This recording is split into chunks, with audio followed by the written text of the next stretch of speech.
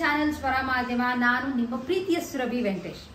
ಬೆಳಗ್ಗೆ ಆಲ್ಮೋಸ್ಟ್ 11 ಗಂಟೆಗೆ ಬ್ಲಾಗ್ನ ಸ್ಟಾರ್ಟ್ ಮಾಡ್ತಾ ಇದ್ದೀನಿ. ತಿಂಡಿ ಎಲ್ಲ ಮುಗಿಸ್ಕೊಂಡು ತಿಂಡಿಗೆ ಅಂತ ಚಪಾತಿ ಚೆನ್ನ ಮಸಾಲ ಮಾಡಿದೆ. ಲಾಸ್ಟ್ ವಿಡಿಯೋನಲ್ಲಿ ನಿಮ್ಗಳಿಗೆ ತೋರಿಸಿದೆ ಮನೆಯಲ್ಲಿ ಅಂದ್ರೆ ಬಾಲ್ಕನಿನಲ್ಲಿ ಗಿಡಗಳು ಹಾಕೊಂಡೇ ಇರಲಿಲ್ಲ. ಸೊ ಮತ್ತೆ ಸ್ಟಾರ್ಟ್ ಮಾಡಿದೀವಿ. ಯಾವ್ಯಾವ ಗಿಡಗಳನ್ನ ಹಾಕಿದೀನಿ ಅನ್ನೋದನ್ನು ತೋರಿಸಿದೀನಿ. ಸೊ ಅದು ತಕ್ಷಣಕ್ಕೆ ಯಾವ್ದು ಇನ್ನೂ ಚಿಗ್ರಿಲ್ಲ. ಸೊ ಹಾಗಾಗಿ ನಿಮ್ಗೆ ಗಿಡಗಳ ಬಗ್ಗೆ ಅಪ್ಡೇಟ್ ಇವತ್ತು ಮಾಡ್ತಿಲ್ಲ. ಆದ್ರೆ ಮನೆಯಲ್ಲಿ ವೇಸ್ಟ್ ಆಗುವಂತ ಕಿಚನ್ ವೇಸ್ಟ್ ನಿಂದ ಸಾಕಷ್ಟು ಕಾಂಪೋಸ್ಟ್ ನ ಮಾಡ್ಕೋಬಹುದು ಅಂತ ನಿಮ್ಗಳಿಗೆ ಹೇಳಿದೆ. ಸ್ಟಾರ್ಟ್ ಮಾಡಿದ್ಮೇಲೆ ತೋರಿಸ್ತೀನಿ ಅಂತ ಹೇಳಿದೆ. ಸೊ ಸದ್ಯಕ್ಕೆ ತುಂಬಾ ಸಿಂಪಲ್ ಆಗಿ ಸ್ಟಾರ್ಟ್ ಮಾಡ್ಕೊಂಡಿದೀವಿ. ಯಾವುದೇ ಅಂಗಡಿಯಿಂದ ದೊಡ್ಡ ದೊಡ್ಡ ಬಕೆಟ್ಗಳಾಗ್ಲಿ ಈ ತರದೆಲ್ಲ ಏನು ತಗೊಂಡ್ ಬಂದಿಲ್ಲ. ಮನೆಯಲ್ಲೇ ಒಂದು ವೇಸ್ಟ್ ಟಬ್ ತರದಿತ್ತು. ಸೊ ಅದ್ರ ಜೊತೆ ಈ ತರ ನಮ್ಮ ಮನೆಯಲ್ಲಿ ಬರುವಂತ ಕಿಚನ್ ವೇಸ್ಟ್ ಅಂದ್ರೆ ಆಲೂಗೆಡ್ಡೆ ಸಿಪ್ಪೆ ಆಗಿರ್ಬೋದು, ಈರುಳ್ಳಿ ಅಂಡ್ ಹೂವು ಇಟ್ಟಿರ್ತೀವಲ್ಲ ಅದು, ಅದ್ರ ಜೊತೆ ಕಾಫಿ ಪುಡಿ, ಚರಟ ಎಲ್ಲದನ್ನು ಒಂದು ಟಬ್ ತರದಕ್ಕೆ ಹಾಕಿ ಕಾಂಪೋಸ್ಟ್ ಮಾಡಕ್ಕೆ ಸ್ಟಾರ್ಟ್ ಮಾಡಿದೀನಿ. ಸೊ ಬನ್ನಿ ನನ್ನ ಜೊತೆ ನಮ್ಮ ಬಾಲ್ಕನಿಗೆ ನಿಮ್ಗಳಿಗೂ ತೋರಿಸ್ತೇನೆ.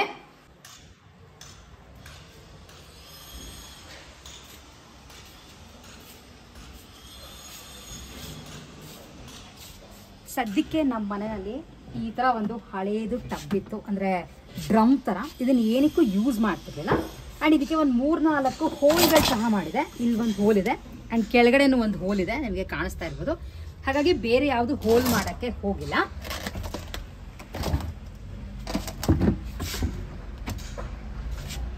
ಇದ್ರೊಳಗೆ ನೀವು ಅಬ್ಸರ್ವ್ ಮಾಡಿದ್ರೆ ಒಂದು ಲೇಯರ್ ಮಣ್ಣು ಹಾಕಿದೀನಿ, ಹಾಗೆ ಕಿಚನ್ ಇಂದ ಬಂದಿರುವಂತ ವೇಸ್ಟ್ ಗಳನ್ನ ಹಾಕಿದ್ದೀನಿ. ಸೊ ಒಂದ್ ಲೇಯರ್ ಕಂಪ್ಲೀಟ್ ಆಗಿ ಫಿಲ್ ಮಾಡ್ತಾ ಇದ್ದೀನಿ.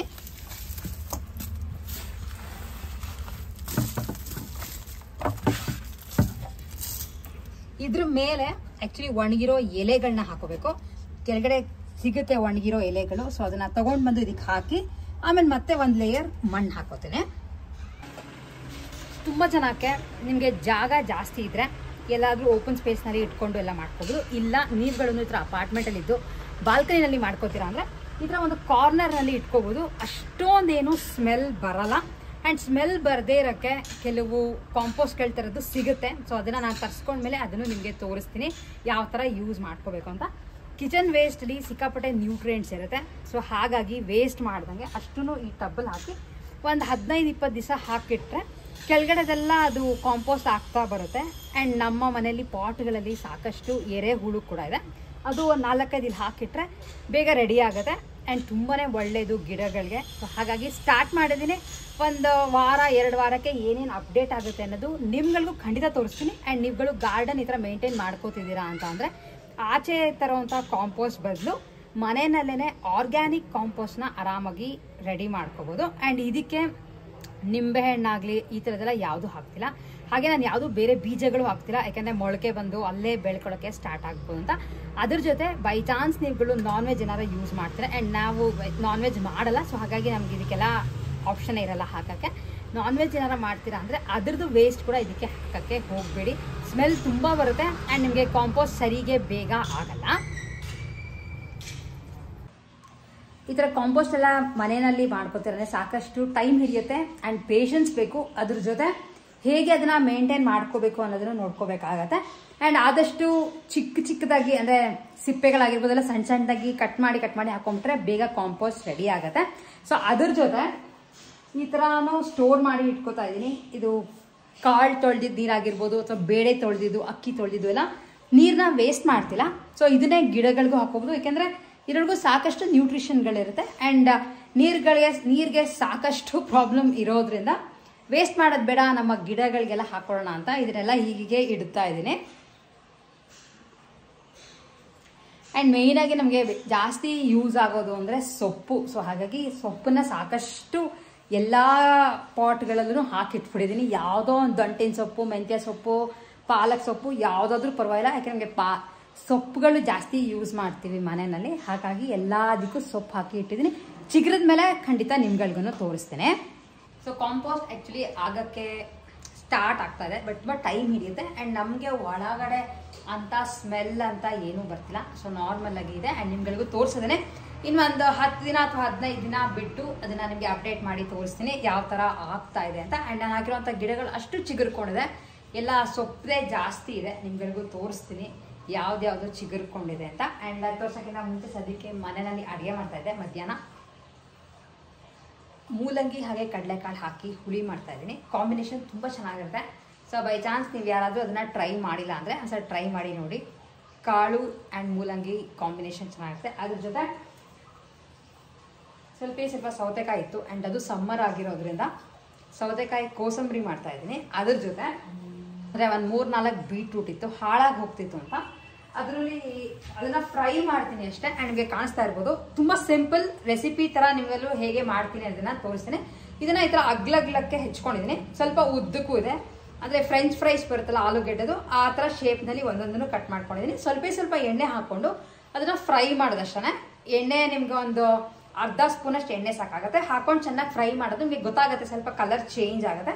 ಕಲರ್ ಚೇಂಜ್ ಆಗ್ತಿದ್ದಂಗೆ ಸ್ವಲ್ಪ ಉಪ್ಪು ಹಾಗೆ ಪೆಪ್ಪರ್ ಪೌಡರ್ ಹಾಕೋಬೋದು. ಇಲ್ಲ ನಿಮಗೆ ಖಾರ ಬೇಕು ಅಂದರೆ ಸ್ವಲ್ಪ ಚಿಲ್ಲಿ ಪೌಡರ್ ಕೂಡ ಹಾಕೋಬೋದು. ಈ ಥರ ನೀವು ಯಾವ ತರಕಾರಿ ಇಲ್ಲಾದರೂ ಮಾಡ್ಕೋಬೋದು. ಅಂದರೆ ಹುರುಳಿಕಾಯಿ, ಕ್ಯಾರೆಟು, ಆಲೂಗೆಡ್ಡೆ, ಗೆಣಸು, ಬೀಟ್ರೂಟ್ ಏನು ಹಾಕೊಂಡ್ರು ತುಂಬ ಟೇಸ್ಟಿಯಾಗಿರುತ್ತೆ. ಆ್ಯಂಡ್ ಊಟದ ಜೊತೆ ಇನ್ನೊಂದು ಆ್ಯಡೆಡ್ ತರಕಾರಿ ಇರುತ್ತೆ ಅಂತ ನಾನು ಮಾಡ್ತಾಯಿದ್ದೀನಿ. ಆ್ಯಂಡ್ ಮಾಡಿದ್ದಾದಮೇಲೆ ನಿಮ್ಗೆಲ್ಗೂ ತೋರಿಸ್ತೀನಿ. ಸೊ ಒಂದು ಹೊತ್ತಿಗೆ ಏನಿಲ್ಲ ಅಂದ್ರೂ ಇಷ್ಟು ವೆಟ್ ಕಸ ಬಂದೇ ಬರುತ್ತೆ ನಮ್ಮ ಮನೇಲಿ, ಅಂದರೆ ಕಿಚನ್ ವೇಸ್ಟ್. ಸೊ ಇದೆಲ್ಲ ಮತ್ತೆ ಡ್ರಮ್ಗೆ ತೊಗೊಂಡೋಗಿ ಹಾಕ್ತೀನಿ. ಬೀಟ್ರೂಟ್ನ ಫ್ರೈ ಮಾಡ್ಕೊಳ್ಳೋಕ್ಕೆ ಒಂದು ಚಿಕ್ಕ ಪ್ಯಾನ್ಗೆ ಒಂದು ಅರ್ಧ ಸ್ಪೂನಷ್ಟು ಎಣ್ಣೆ ಹಾಕ್ಕೊಂಡಿದ್ದೀನಿ. ಕಟ್ ಮಾಡ್ಕೊಂಡಿರೋಂಥ ಬೀಟ್ರೂಟ್ನ ಹಾಕ್ಕೊಂಡು ಇದು ಒಂದು 3-4 ನಿಮಿಷದಷ್ಟು ಫ್ರೈ ಮಾಡಬೇಕಾಗುತ್ತೆ. ನಿಮಗೆ ತುಂಬ ಸಾಫ್ಟ್ ಬೇಕು ಅಂದರೆ ಸ್ವಲ್ಪ ಜಾಸ್ತಿನೇ ಮಾಡ್ಕೊಳ್ಳಿ. ಅದು ಸ್ವಲ್ಪ ಚೇಂಜ್ ಆಗುತ್ತೆ ಕಲರ್, ನಿಮಗೆ ಗೊತ್ತಾಗ್ತಿರ್ಬೋದು, ಬ್ಲ್ಯಾಕ್ ಆಗಿದೆ. ಇದಾದಮೇಲೆ ಇದ್ಮೇಲೆ ಸ್ವಲ್ಪ ಉಪ್ಪು ಹಾಗೆ ಪೆಪ್ಪರ್ ಪೌಡರ್ ಅಷ್ಟೇ ನಾನು ಹಾಕಿರೋದು. ನಿಮಗೆ ಬೇಕೇ ಚಿಲ್ಲಿ ಪೌಡರ್ ಕೂಡ ಹಾಕ್ಕೊಂಡು ಇದನ್ನು ತಿನ್ಬೋದು, ತುಂಬ ಚೆನ್ನಾಗಿರುತ್ತೆ. ಬಟ್ ನಿಮ್ಗೆ ಇನ್ನೂ ಸಣ್ಣ ಬೇಕು ಅಂದರೆ ಬೀಟ್ರೂಟ್ನ ಸಣ್ಣದಾಗಿ ಕಟ್ ಮಾಡ್ಕೊಳ್ಳಿ. ನಿಮ್ಗಳಿಗೆ ಹೇಳ್ದಂಗೆ ಮನೆಯಲ್ಲಿ ಅಡುಗೆಗೆ ರೆಡಿ ಆಗಿದ್ದು ಮೂಲಂಗಿ ಹಾಗೆ ಕಾಬೂಲ್ ಕಡಲೆ ಹಾಕಿ ಹುಳಿ ಮಾಡಿದೆ. ಹುಳಿ ತುಂಬಾ ಚೆನ್ನಾಗಿತ್ತು ಆ್ಯಂಡ್ ತುಂಬ ಗಟ್ಟಿಯಾಗಿ ನನಗೆ ಮಾಡೋಕ್ಕೋಗಲ್ಲ, ಸ್ವಲ್ಪ ನೀರಾಗೇ ಮಾಡಿದೆ. ಇಷ್ಟೆಲ್ಲ ಆದಮೇಲೆ ಆ್ಯಕ್ಚುಲಿ ಸಂಜೆ ಜಯನಗರಲ್ಲಿ ಸ್ವಲ್ಪ ಕೆಲಸ ಇತ್ತು ಅಂತ ಹೋಗಿದ್ವಿ. ಸೊ ಅಲ್ಲಿ ಹೋದಾಗ ದೇಸಿ ಮಸಾಲಾಗೆ ಹೋಗೋಣ ಅಂತ ಪ್ಲ್ಯಾನ್ ಮಾಡ್ಕೊಂಡ್ವಿ. ಅಂದರೆ ತುಂಬ ಏನು ತಿನ್ನೋ ಮೂಡ್ ಇರಲಿಲ್ಲ, ಬಟ್ ಅಷ್ಟು ದೂರ ಹೋಗಿದ್ವಲ್ಲ, ತುಂಬ ಜನ ಏನೋ ತೋರಿಸ್ತಾ ಇದ್ರು ಅಂತ ನೋಡೋಣ ಅಂತ ಹೋದ್ವಿ. ಆ್ಯಕ್ಚುಲಿ 249 ರೂಪೀಸು, 250 ರೂಪೀಸ್ ಒಂದು ಊಟ, ಅನ್ಲಿಮಿಟೆಡ್ ಬಫೆ ಸಿಸ್ಟಮು. ಸೊ ಸುಮಾರು ಎಲ್ಲ ಇಟ್ಟಿದ್ದು, ಸ್ಟಾರ್ಟರ್ಸ್ ಆಗಿರ್ಬೋದು, ರೋಟಿ, ಆಮೇಲೆ 2 ಥರ ಸೂಪ್ ಇತ್ತು, ಅದ್ರ ಜೊತೆ ಒಂದು 3-4 ರೈಸ್ ಐಟಮ್ ಇತ್ತು. ಪ್ರತಿಯೊಂದೂ ಬಫೆ ಸಿಸ್ಟಮ್ನಲ್ಲಿ ಇಟ್ಟಿದ್ರು. ಸೊ ಏನೇನು ಬೇಕೋ ನಾವೇ ಹೋಗಿ ಸರ್ವ್ ಮಾಡ್ಕೊಳ್ಳೋ ಥರ. ಆ್ಯಂಡ್ ಹೇಗೆ ಇತ್ತು ಟೇಸ್ಟು ಪ್ರತಿಯೊಂದನ್ನು ನಿಮಗೆ ಆಮೇಲೆ ಅಪ್ಡೇಟ್ ಮಾಡ್ತೀನಿ ತಿಂದಿದ್ದು ಆದಮೇಲೆ. ಆ್ಯಂಡ್ ಆ್ಯಕ್ಚುಲಿ ಇಲ್ಲಿ ಸ್ಟಾರ್ಟರ್ ತರೋದಕ್ಕೆ ಆಲೂ ಟಿಕ್ಕಾ ಇತ್ತು, ತುಂಬಾ ಟೇಸ್ಟಿಯಾಗಿ ಕಾಣಿಸ್ತಾ ಇತ್ತು. ಬಂದಿದ್ದೀವಿ ದೇಸಿ ಮಸಾಲಾಗೆ, 250 ರೂಪೀಸ್ ಅನ್ಲಿಮಿಟೆಡ್ ಬಫೆ ಸಿಸ್ಟಮ್. ಚೆನ್ನಾಗಿ ರಶ್ ಜಾಸ್ತಿ ಇದೆ ವೀಕ್ ಡೇ ಆದ್ರೂ. ಸೊ ಆಂಬಿಯನ್ಸ್ ಎಲ್ಲ ಚೆನ್ನಾಗಿದೆ. ಟೇಸ್ಟ್ ಗೊತ್ತಿಲ್ಲ, ಟೇಸ್ಟ್ ಮಾಡಿ ನೋಡ್ತೀನಿ. ಇದು ಸ್ಟಾರ್ಟಿಂಗಲ್ಲಿ ಬರೀ ಸ್ಟಾರ್ಟರ್ಸ್ ಮಾತ್ರ ಹಾಕೊಂಡು ಬಂದಿರೋದು ಅಷ್ಟೇ. ಆ್ಯಂಡ್ ದೇಸಿ ಮಸಾಲಾಗೆ ಹೋಗಿದ್ವಿ ಊಟಕ್ಕೆ ಅಂತ ಜಯನಗರಲ್ಲಿ. ನನಗೆ ತುಂಬ ಇಷ್ಟ ಅನ್ನೋಂಗೇನು ಅನ್ನಿಸ್ಲಿಲ್ಲ, ಲೈಕ್ ಓಕೆ ಅನ್ನೋಂಗಿತ್ತು. ಸ್ಟಾರ್ಟರ್ಸ್ ಕೆಲವು ಪರವಾಗಿಲ್ಲ ಅನ್ನಿಸ್ತು. ಆ್ಯಂಡ್ ರೋಟಿ ಎಲ್ಲ ಸಿಕ್ಕಾಪಟ್ಟೆ ಮೈದಾ ಅದೆಲ್ಲ ಇತ್ತು ಅಂತ ಅಷ್ಟೊಂದು ಏನು ಆ್ಯಕ್ಚುಲಿ ಇಷ್ಟ ಆಗಿಲ್ಲ. ಬಟ್ ಎನಿವೇಸ್ ಪರವಾಗಿಲ್ಲ ಅಂತ ಅನ್ನಿಸ್ತು.